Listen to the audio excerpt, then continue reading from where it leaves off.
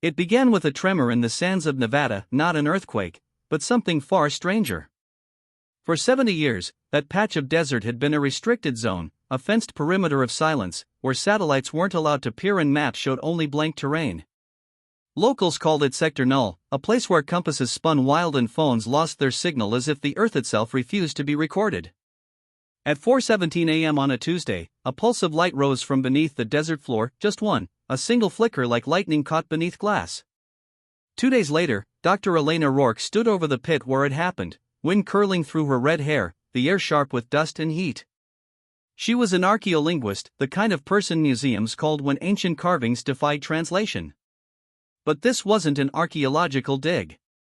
The men in military fatigues, the hum of drones, and the whisper of radiation scanners said otherwise. "Ma'am," said a voice beside her. Major David Cole, U.S. Air Force liaison, stared into the excavation. "You're seeing what's left of it. It was buried 40 feet down. Carbon dating's useless, the stone's composition doesn't match anything on Earth." Elena crouched at the edge of the pit. Beneath her, half exposed, lay a black slab the size of a pickup truck, smooth, but covered in thin, glowing ridges like veins of light. The markings pulsed faintly, as if alive.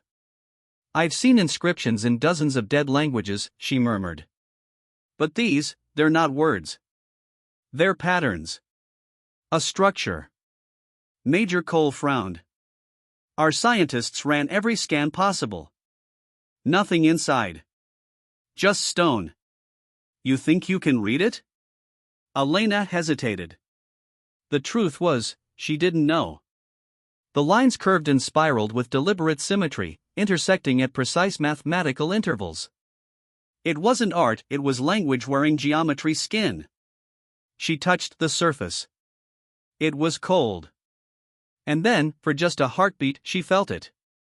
A vibration beneath her palm. A pulse that wasn't physical but alive, aware. "Elena?" Cole's voice cut through the rush of wind.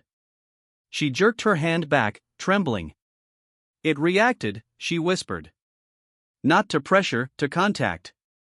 They called the markings meaningless. For decades, the fragment had been ignored, mislabeled, lost in military archives. But as night fell over Sector Null, the slab began to hum. By midnight, the camp was alive with motion. Drones scanned the slab's surface, projectors mapped the luminous ridges in 3D. Elena stood in the control tent, watching the data unfold on holographic screens. "Same readings every time," said Dr. Noah Grant, a physicist from MIT. "No radiation, no magnetism, just harmonic resonance. It's vibrating on a frequency outside our detection range." "Then how are you hearing it?" Elena asked. He looked uneasy. "We're not. We're feeling it.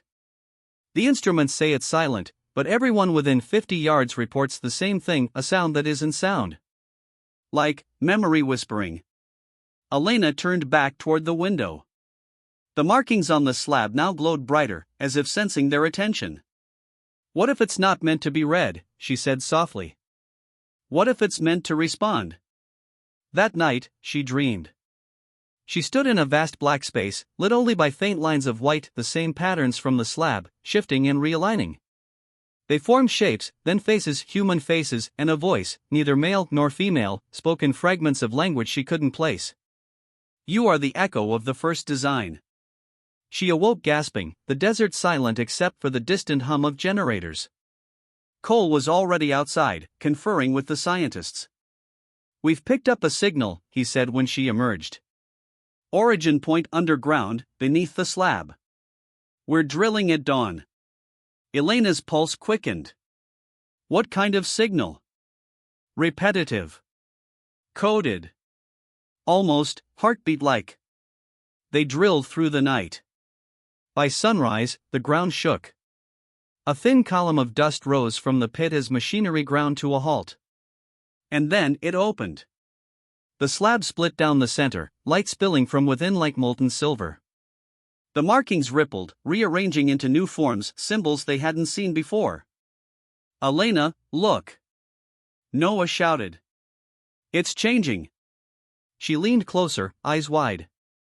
The new pattern wasn't random. It was a star map, a lattice of constellations, perfectly aligned. But one was missing. A blank void where a star should have been. "What's there?" she whispered. Noah ran the coordinates through the holographic system. The display flickered, then froze on a distant sector of space, one unrecorded in any catalog. Cole's voice dropped. "That system doesn't exist." Elena's gaze didn't waver.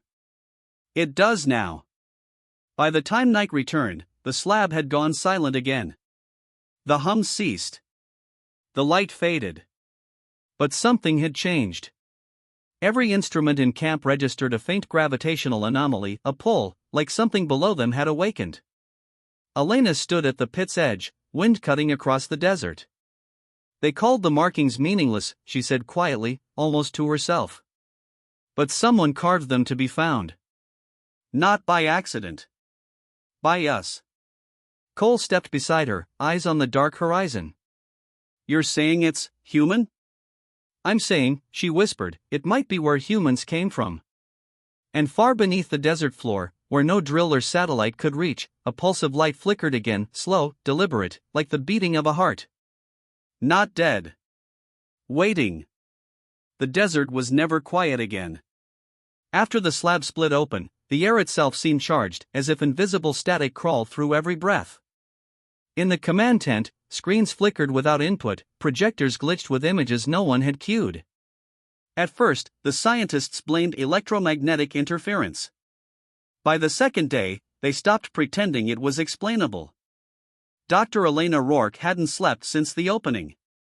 Every time she closed her eyes, the symbols returned, rearranging themselves behind her eyelids, forming sequences she felt she almost understood. Not with logic, but something older. Instinctive. She stood at the excavation's edge again at dawn, where soldiers had erected scaffolds and floodlights over the pit. The black slab now lay open like a book, its inner core lined with lines of faint, shifting light. "Major Cole," she called over the wind, "you said there's still a signal underground?" He approached, dark circles beneath his eyes. "Still there. Stronger, actually. Every time the temperature drops, it spikes. We've traced it to about 80 meters below the slab. Whatever's down there, it's buried deep." Elena knelt, her gaze fixed on the light patterns along the slab's inner surface. The markings had changed again overnight, they now formed spiraling clusters, each slightly different from the next. Dr. Noah Grant joined them, tablet in hand. "I ran a pattern analysis. These symbols aren't just art, they're recursive. Each layer folds into the next mathematically. It's like DNA." Elena's head snapped up. "You mean genetic code?" "Not literally," he said, swiping through holographic projections. "But structurally, yes. Self-replicating information. If you read it in the right sequence, it copies itself endlessly." Major Cole exhaled. "You're telling me this rock has a language that breathes?" Elena stared at the glowing matrix. "No. I think it remembers." By afternoon, the drill was ready. They'd assembled a vertical shaft just beyond the pit, set to bore through the stone layer below. As the machinery roared to life, vibrations rolled across the sand. Every vibration, though, seemed to awaken something in return. At first, it was faint, a low hum, barely audible. Then the sand near the pit began to shimmer, rippling like heat haze though the air was still. The soldiers froze, their hands on their weapons. "Elena, look!" Noah shouted. "It's responding." The hum deepened until the floodlights flickered. The sand inside the excavation shifted, collapsing inward.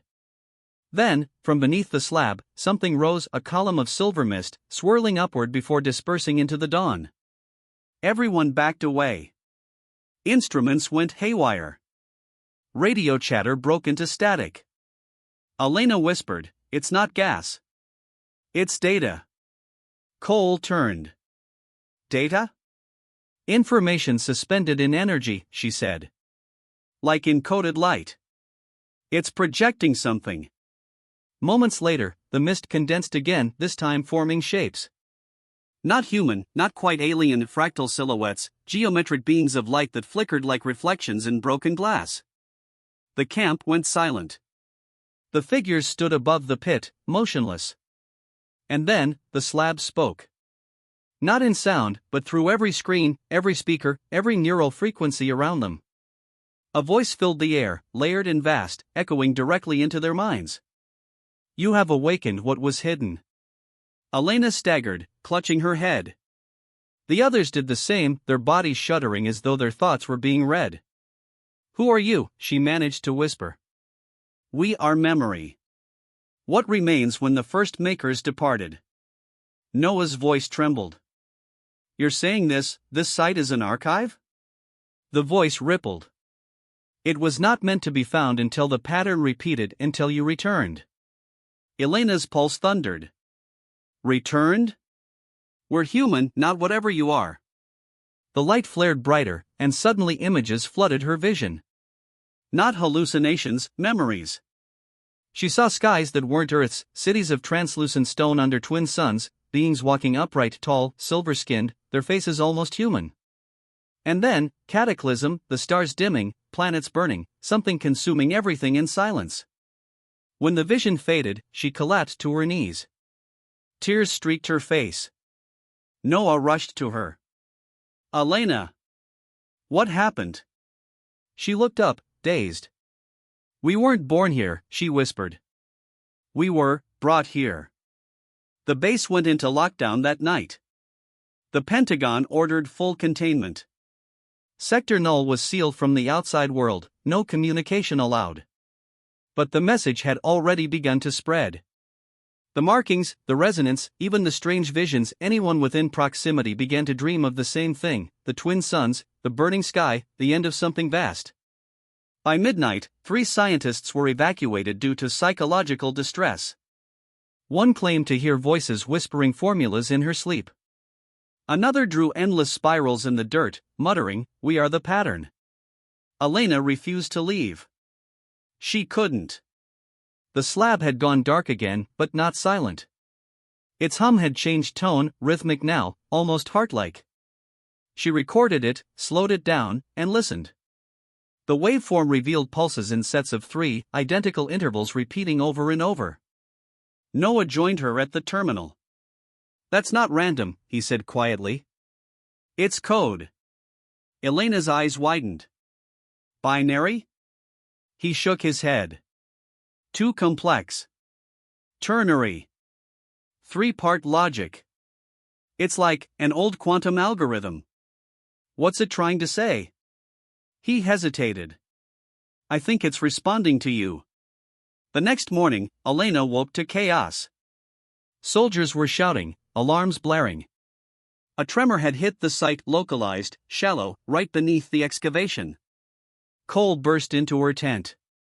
We've got movement underground. The readings spiked through the roof, something's opening down there. They ran to the pit. Dust filled the air. The slab had shifted again, splitting further apart, revealing a hollow beneath, a tunnel spiraling down into blackness, lined with faint, breathing light. Cole stared. That wasn't there before. Elena stepped to the edge, the pull of the tunnel almost magnetic. The markings along the wall glowed brighter near her presence, following her like a living script. Noah's voice quivered. Elena, if it's a vault, it could collapse. She didn't answer. Her heart pounded. You have awakened what was hidden. She descended the first steps, light brushing her fingertips like a welcome. The air inside was cold, not natural cold, but vacuum-like, ancient. Every breath felt like inhaling history itself. The passage opened into a vast underground chamber, circular and smooth, its ceiling lost in darkness. At the center stood a single column of obsidian stone embedded with thousands of glowing symbols. Elena approached. The markings rippled at her proximity, rearranging until they formed a pattern she recognized, her own neural signature, recorded from the scans they'd taken above ground. Her voice broke into a whisper. It knows me. Noah's voice came through her headset, trembling. What do you see? She placed her hand on the column. Light burst outward, filling the entire chamber with radiance. And in that light, she saw, not through eyes, but through memory, the faces again. The same beings. One looked directly at her, its eyes silver pools of reflection. "You are our continuation," it said. "The proof we left behind." The light dimmed. The slab above sealed itself shut with a thunderous sound, cutting off the desert light entirely. Elena whispered into the dark, "We didn't find them, they found us." The desert had fallen into silence again, but it was the kind of silence that presses against your skull, heavy and aware. Dr. Elena Rourke stood at the entrance of the subterranean chamber, her hand still hovering over the obsidian column. Every nerve in her body felt electrified, the pulse of the markings beneath her fingertips synced with her heartbeat. She wasn't just touching stone. She was touching memory. Major David Cole crouched nearby, rifle forgotten, his gaze scanning the dark recesses. "Elena," he whispered, voice tight. "Whatever this is, we're not just looking at history. We're looking at the reason we exist." Elena didn't respond immediately. Her mind was filled with fragments of the beings she'd seen, their eyes, silver and infinite, burning with intent yet impossible warmth. They weren't alien in the hostile sense. They were architects, parents of a kind, leaving behind the most intricate inheritance imaginable, humanity itself. Noah Grant, his tablet abandoned on the floor, shook his head. "I can't even quantify it. The energy signature alone, it's like an entire biosphere compressed into quantum code. And it's awake." "Elena," Cole said again, more insistently. "If it's awake, what does that mean for us?" She exhaled, steadying herself. "It means the story isn't over. It never was. The slab, the tunnel, the chamber, they were never meant to be found by accident. Someone or something planned for us to discover this, in our time, with our understanding." The column pulsed again, slow at first, then faster, until light raced along the obsidian like veins of living circuitry. Symbols cascaded and unfolded into forms that were startlingly familiar: DNA helices, star maps, complex neural networks, even faces of humans, not just images, but memories encoded into the structure of light. "It's showing us," Noah murmured. "Our design. The blueprint of our evolution." Elena's voice caught in her throat. "Not evolution, intention. We were engineered." A vibration surged through the chamber. The very air shimmered with soundless resonance, like the hum of 1,000 stars singing in harmony. The column reacted to their presence. The markings rearranged themselves, forming a sequence that seemed tailored to each of them individually. Elena stepped forward, instinctively reading the pattern with her mind, not her eyes. Her body trembled. The symbols weren't just communication, they were programming. Memories and knowledge encoded directly into consciousness, waiting for the correct recipient to unlock them. "We are the architects. We seeded the species. We left the markers as a protocol for your awakening." Her chest tightened. "The message, it's a guide. To survive what is coming." Cole's brow furrowed. "Survive what?" The column pulsed brighter, faster. Light poured outward in a network of beams, illuminating the walls with galaxies of symbols. The visions returned, a storm of cosmic events. Planetary collisions. Stars dimming. Energy waves sweeping across entire solar systems. Then, one small blue-green planet, Earth, untouched but carefully monitored, as if shielded. "It's warning us," Elena whispered. "Not of the past, but of the future." Noah stumbled backward, pale. "You mean, something else is out there? Something bigger?" The column hummed in agreement. Then, for the first time, it spoke audibly, not inside their minds, but through the chamber itself, the sound vibrating through stone, air, and bone. "The creators are gone. The safeguards were buried. You are the continuation of the protocol. Protect the pattern. Preserve the memory. Survive the coming convergence." Elena swallowed, overwhelmed. "We're caretakers. Not just archaeologists. Not just humans. We're the inheritors of a design older than Earth itself." Cole ran a hand through his hair. And if we fail? The light dimmed slightly, the column pulsing in what almost looked like sorrow. Then the pattern ends. The memory fades. Creation is incomplete. For hours, the team deciphered the final sequences, recording everything. Each symbol, each ripple of light, carried instructions, a combination of science, geometry, and information far beyond any human technology yet intuitively understandable to them, as if it had been waiting for human minds to catch up. They learned that Earth itself had been prepared as a cradle, genetically engineered to foster life capable of thought, reflection, and creativity. The markings weren't mere messages, they were keys, tools to awaken latent capabilities in humans, ensuring that when a critical point in history was reached, someone would be able to understand, to continue, to survive. This changes everything, Noah said, voice shaking. Everything we know about history, biology, evolution, it's all incomplete without this. Elena nodded. We've been looking at the wrong questions for millennia. The right question is, what were we meant to do? By dawn, they emerged from the chamber.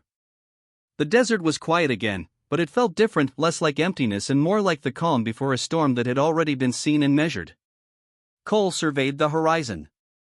Sector Null is going back on lockdown. We can't tell anyone yet. Not until we understand it fully. Elena turned to him, determination in her eyes. We have to tell someone. Not just the government, not just the scientists. Humanity needs to know what it is capable of, what it has inherited. Cole hesitated, then nodded slowly. Then we do it carefully. But this changes our species. Forever. Over the next weeks, Elena, Noah, and Cole worked in secrecy, documenting every symbol, every pulse, every vision. They discovered that the slab wasn't a single archive, it was part of a network buried in multiple locations around the planet. The markings, once considered meaningless, were the thread connecting the past to the present, preparing humanity for challenges beyond imagination. One night, as Elena slept in the desert camp, the slab's glow returned faintly, pulsing like a heartbeat in rhythm with her own. In her dreams, she saw the beings again, silver and radiant, smiling with infinite patience. The pattern lives on. She awoke with clarity. Humanity was no longer the result of random chance. They were the inheritors of knowledge older than stars, the bearers of a memory that could guide them through destruction or elevate them to heights previously unimaginable. And in that knowledge lay both power and responsibility. Elena walked to the edge of the pit, watching the first rays of sunlight hit the desert floor. She felt the pulse of the slab beneath her feet, and a sense of purpose settled over her. The markings had waited. The memory had waited. And now, humans had found them. She whispered to the wind, "We are ready." Above, the desert returned to silence, but somewhere, deep beneath, the pulse continued, slow, steady, eternal. The truth was hidden no longer. And humanity's story had changed forever.